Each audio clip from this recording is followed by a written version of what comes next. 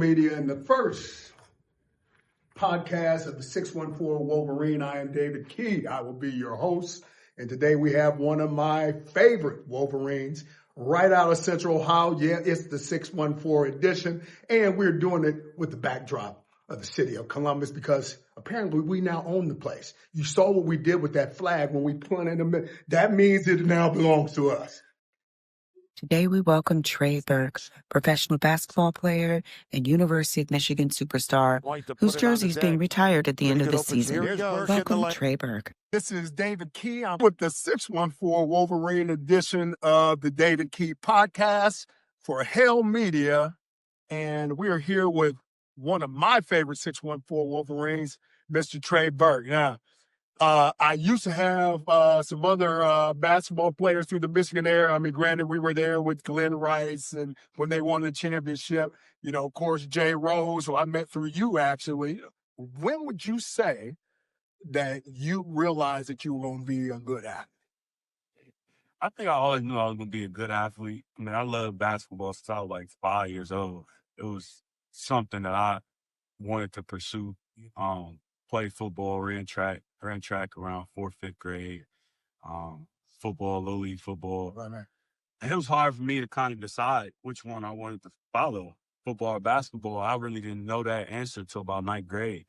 And I think around 10th grade, my sophomore year, was when I realized, okay, I got to take another step. And I got to, separate myself. Absolutely. And I would surely say basketball is unique. Full circle on the story. Trey was in the same class with my son.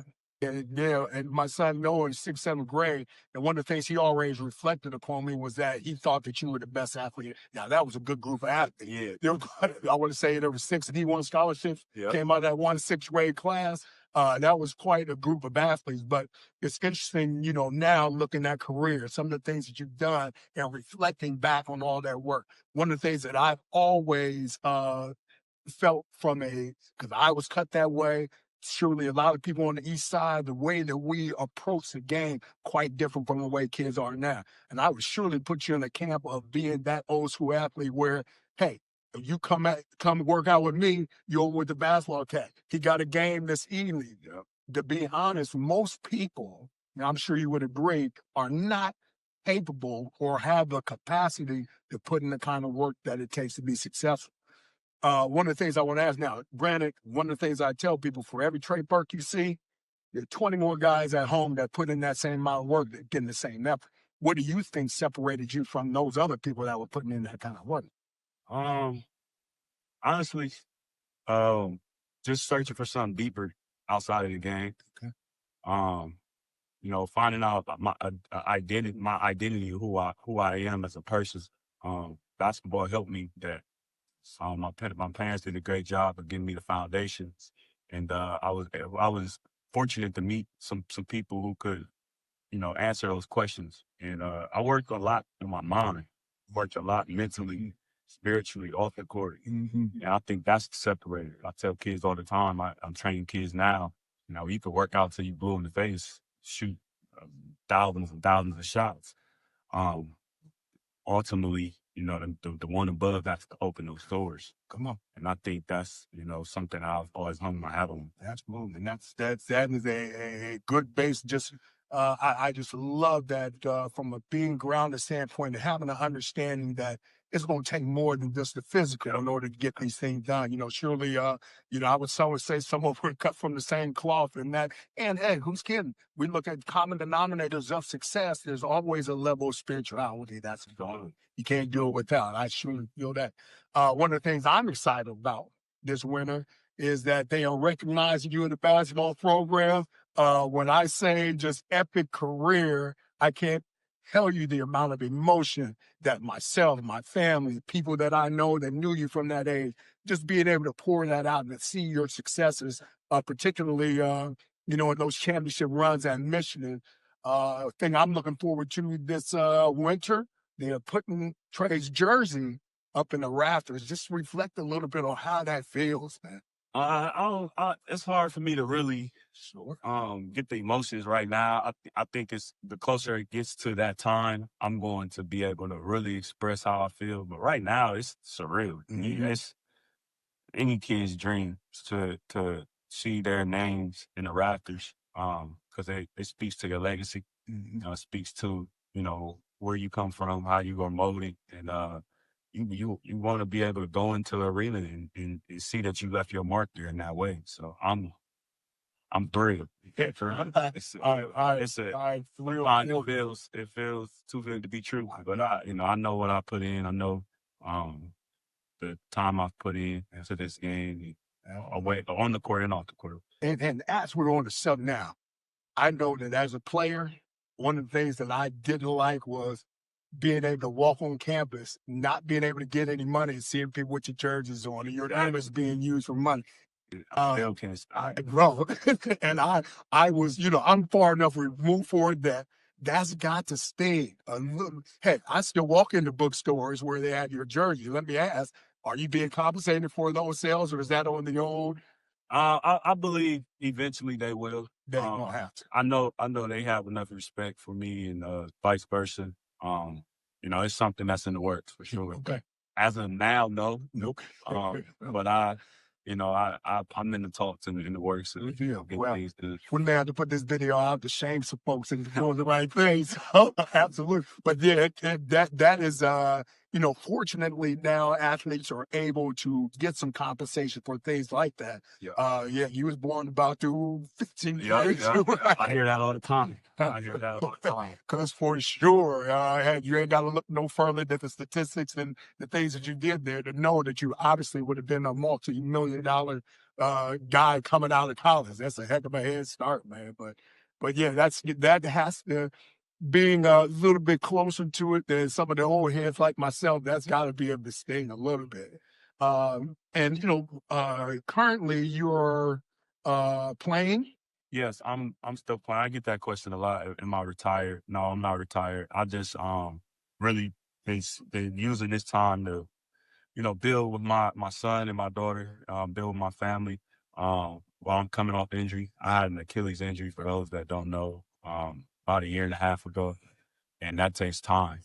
It takes time to really recover from mentally more than anything. Mm-hmm. So for me, that's something that I've been focused on a lot, just building myself back up, pouring back into myself. Mm-hmm.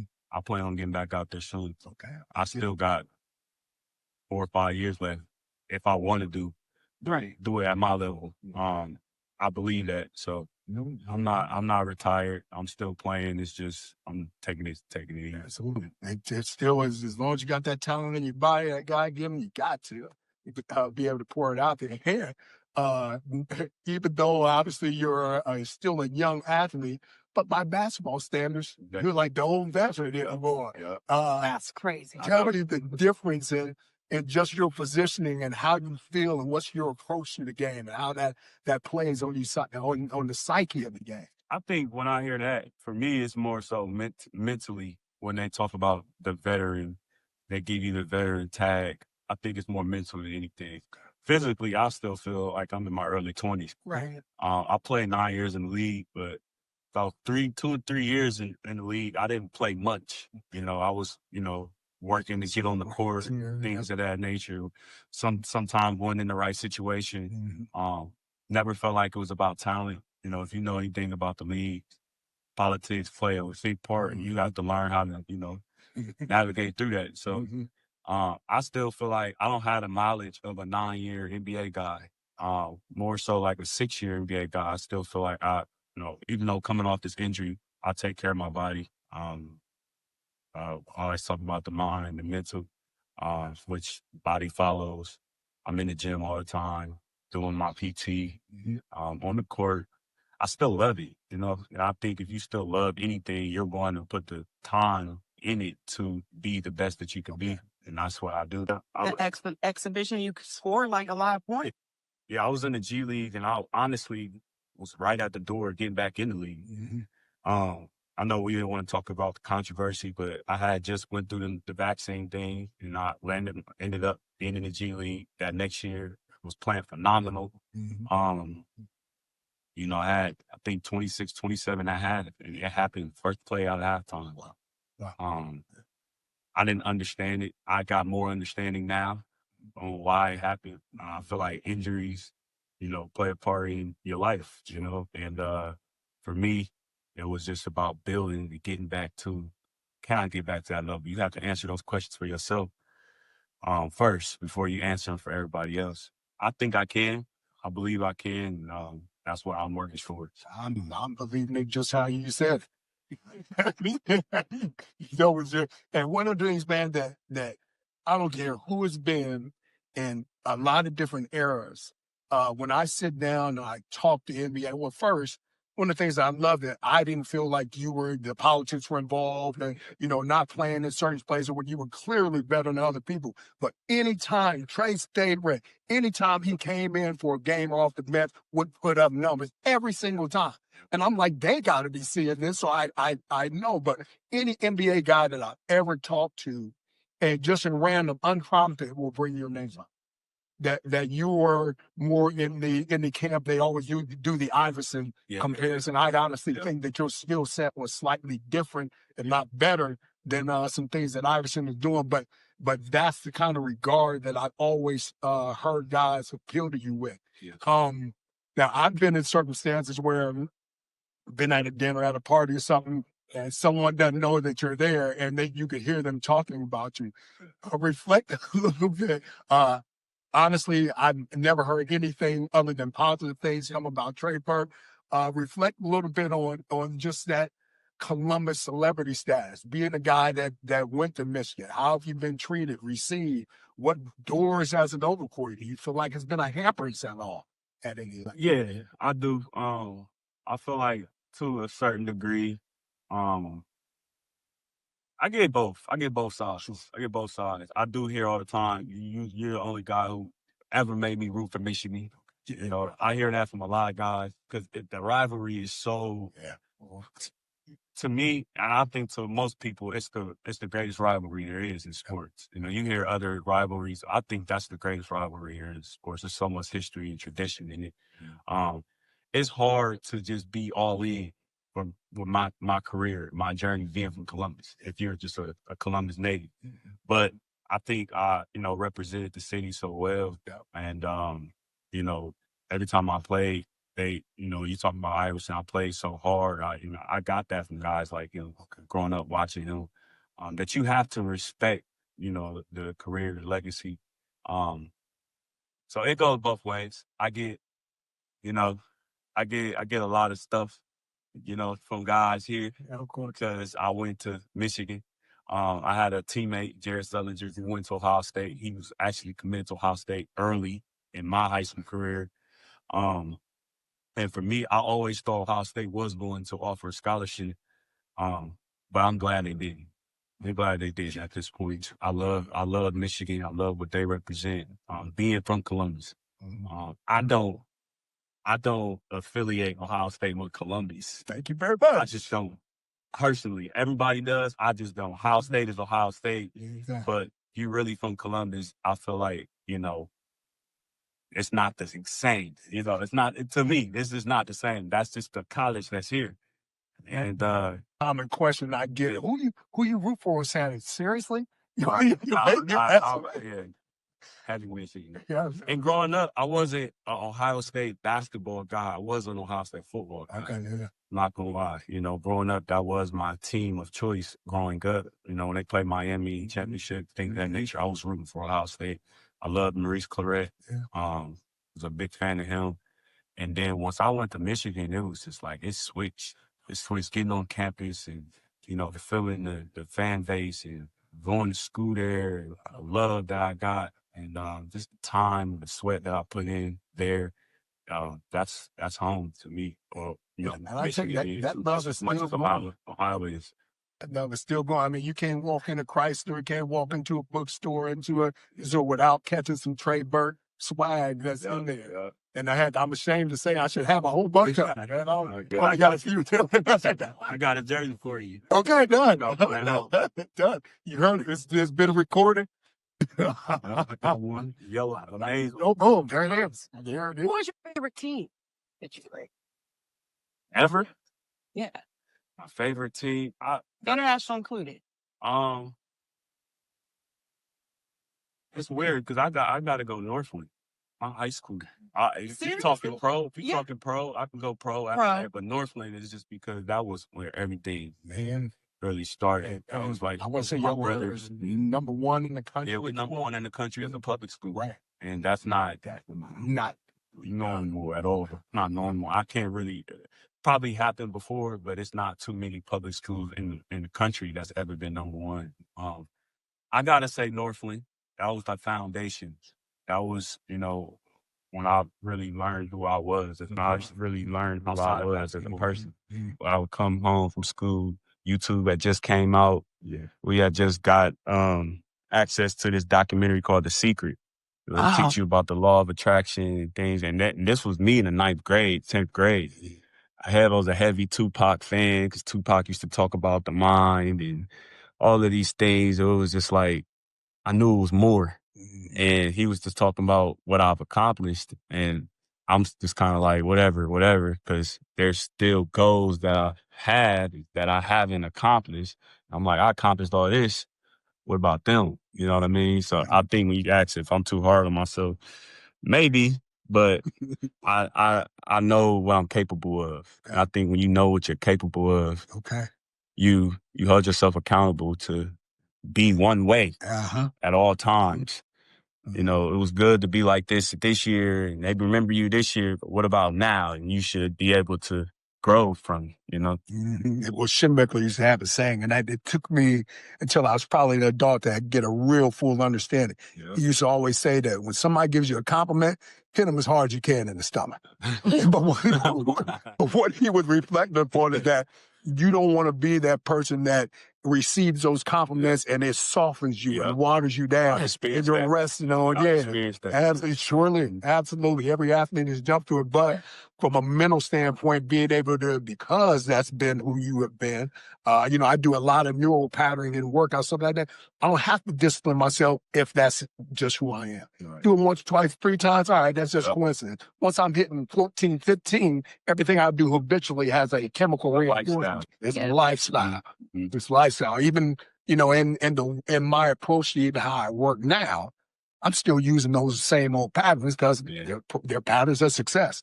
One of the things I love about Michigan, and it seems to be across the board, not only athletically, but also with students. Granted, I've got 2 girls that graduate from Michigan, know plenty of students that are here. One of the things Michigan does is teaches you a formula for winning. Yeah.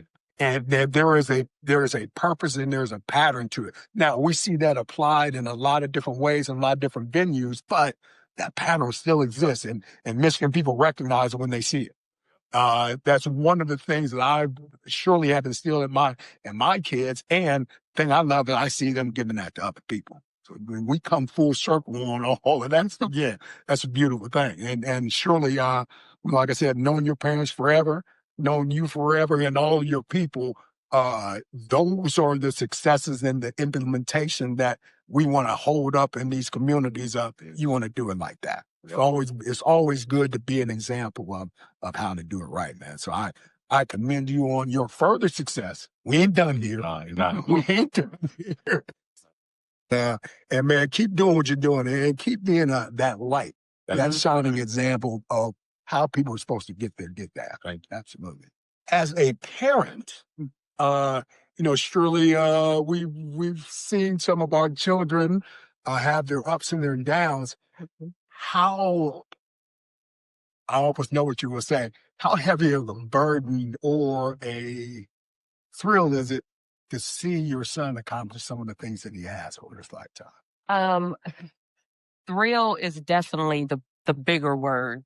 Some burden, but thrill is definitely the bigger word. Like he said, he's been playing since he was literally 3 turning 4, and you're supposed to be 6 in the league that he was playing in, and they allowed him to. So, but this is something that has just kept our family so close, just sports in general. And anyone who has a child that you can get them into whatever type of sport, regardless if they're good or bad at it, it's just so much about the sports. It builds the competitiveness. It builds team. It dependability, accountability. It's just something that you just have to do. And we were hoping that he would love the game and that he would be as good as he was. But Benji was just going to the gym playing himself, and you have to take him with him. Right. And he was in a actual carrier sometimes. He would just sit him right there in the carrier, and he would be watching them, play. So it's something that's been instilled in him, but it has been a thrill the whole way. Now, you guys were recently high school Hall of Fame?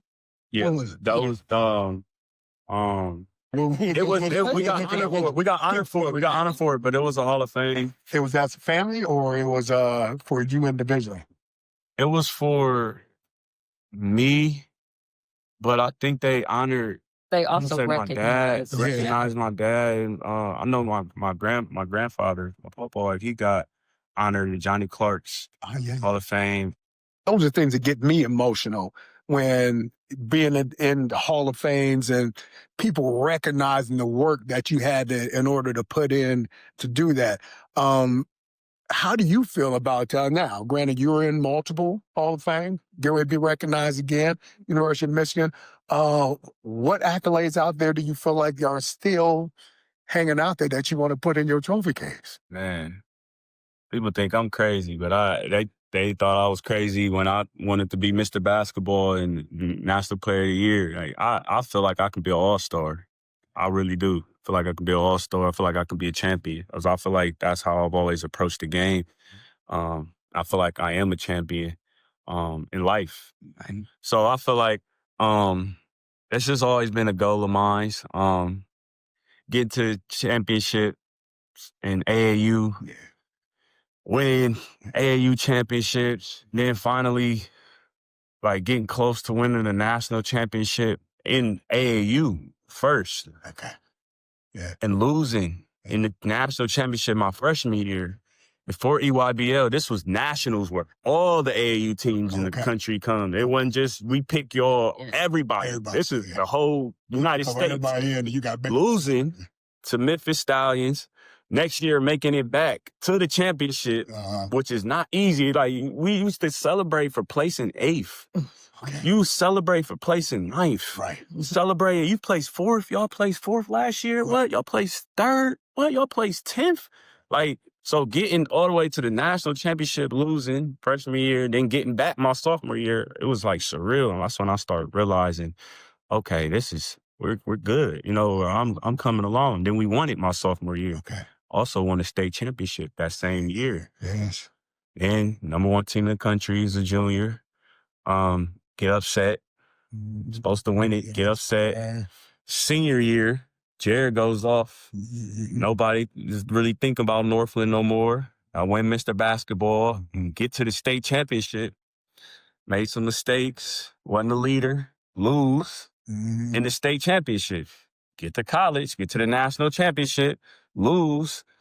So winning, losing, winning, losing, it built me. It built my character, and I just believe I'm a champion. I believe I can get an NBA championship. I believe I can help a championship team outside more than just basketball. My life and what I've been through in this game and away from this game, I feel like I'm an asset. And I didn't really understand them terms coming into the league, liabilities and assets, and understanding how a GM thinks and how an owner thinks, and what they're looking at outside of the game. I understand that now, as well as still being this caliber player. And I think I need to voice that. I think people need to hear me say that because that's who I am. Yeah, that's real. Yeah. On that note, how your recovery from the injury, and you played a phenomenal G League game. What's next for you? What's next for me is praying and just seeing if something that makes sense for me opens up to get me back to that level. I believe EuroLeague could help me in that sense. China was cool, but China doesn't really get the respect from the NBA that a EuroLeague does.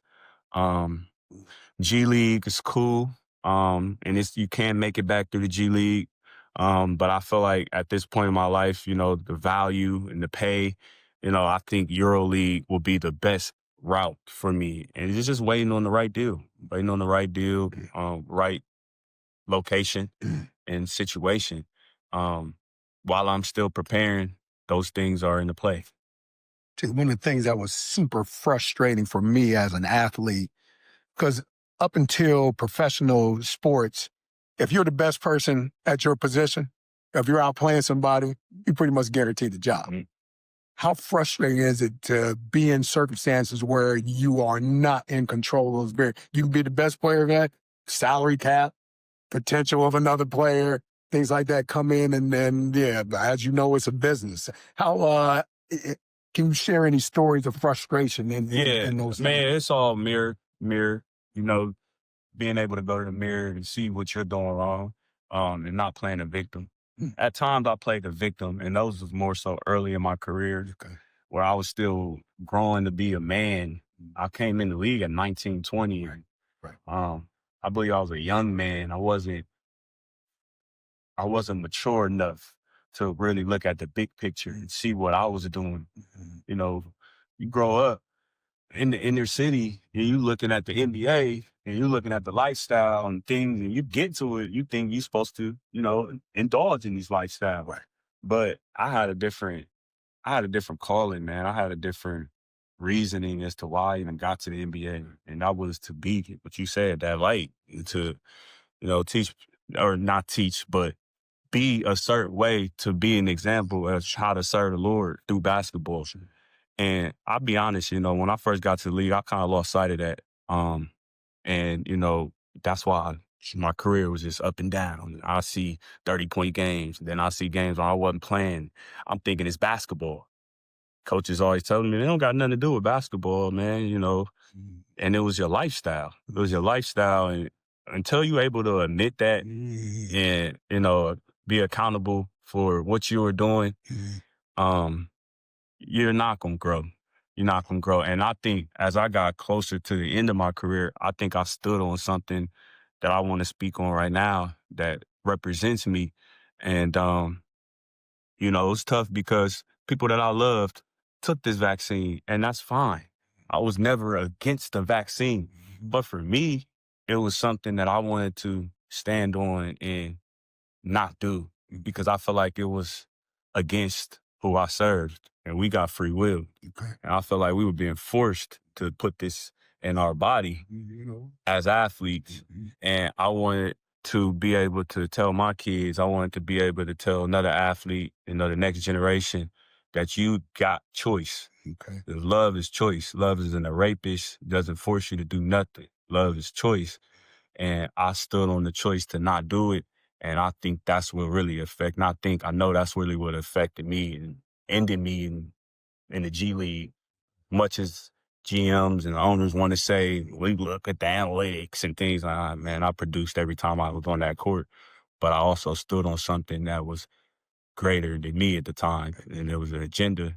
And it's irrelevant at this point.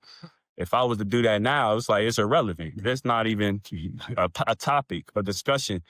But I have to speak on that because I think that had a lot to do with how I ended myself in the G League the second time. And people was like, man, you did this in New York, you did this in the bubble, and what happened?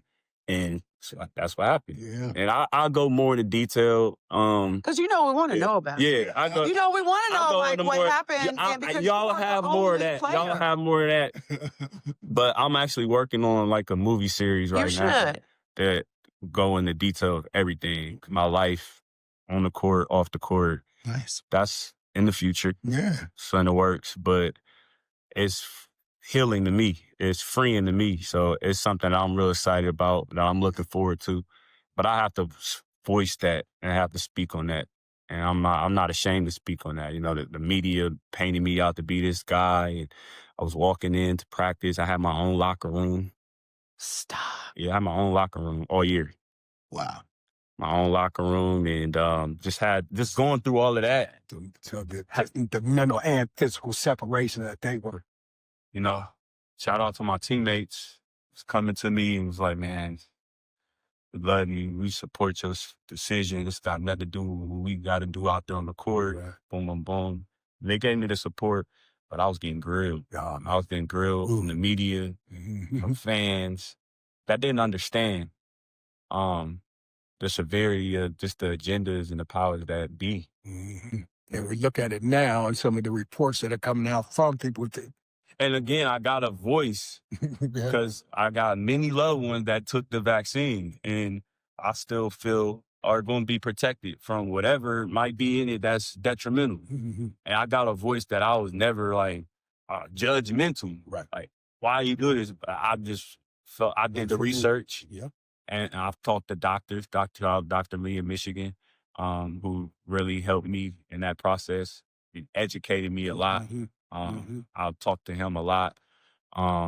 Even flew out to California to talk to him in person. He's a Michigan guy too. And he was actually giving me some remedies to help, some of my family members that took it to help it. I forget what the word he was using, to help like dissolve it in your body to where it's not long-term effects. Yeah. And that's why, it was a serious time for me. I came home and cried many days where I was just like, man, some days I was like, man, I'm gonna just take it. And then I just would just hear that small voice. It's like, you gotta be the example, Yeah, on the example. that was hard because it was a point in time where I even felt that my back was against the wall, and I called and I said, well, Trey, why don't you consider taking it? And then when he told me, Mom, I'm stuck in my decision. I don't want my kids to look at me like, I thought you said this and now you're doing this. He said, this is what I believe. And at that point, I completely stopped asking. I said, this is his decision, his choice.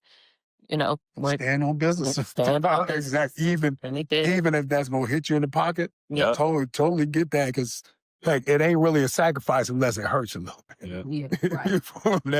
But we got about 12 sermons. That's what they told me. And that's what they told me real fast. The last thing they told me was like, they would meet with me after practice. Got another meeting today. I already knew what it was about. Hey, Trey, we got another meeting today.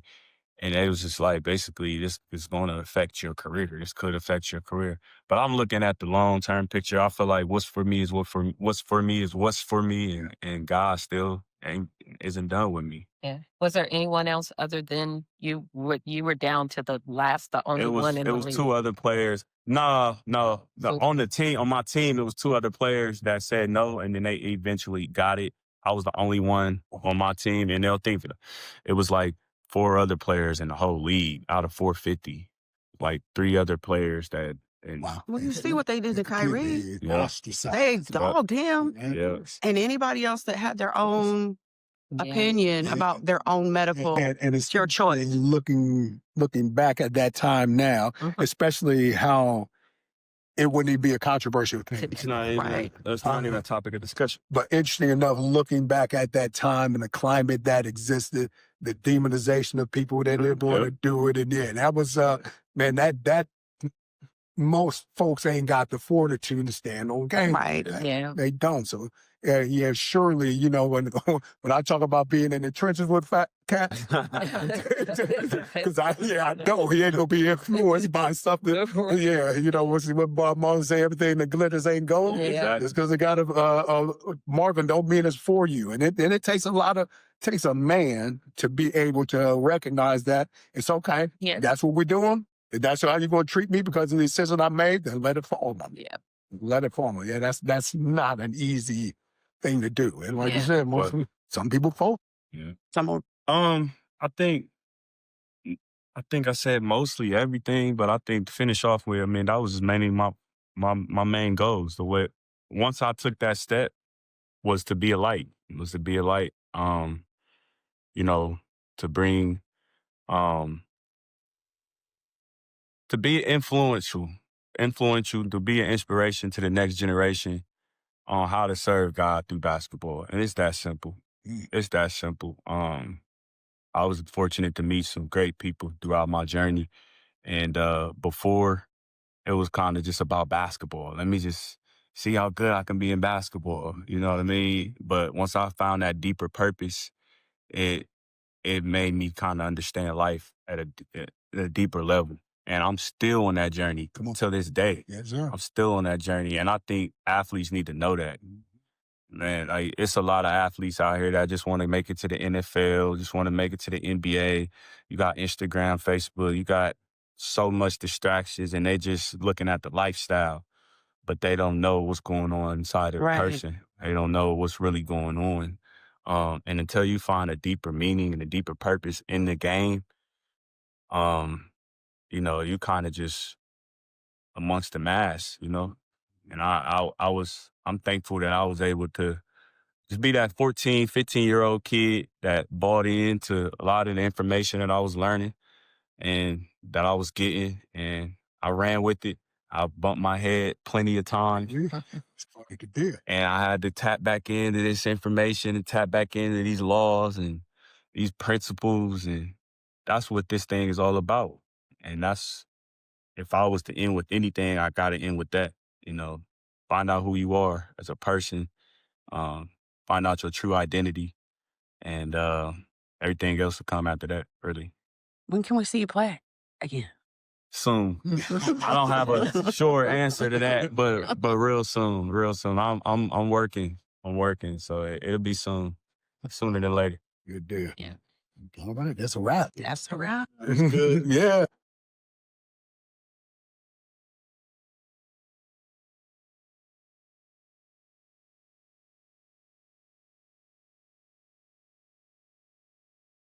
If you like this kind of content, please like, share, follow, and subscribe. And as always, go blue.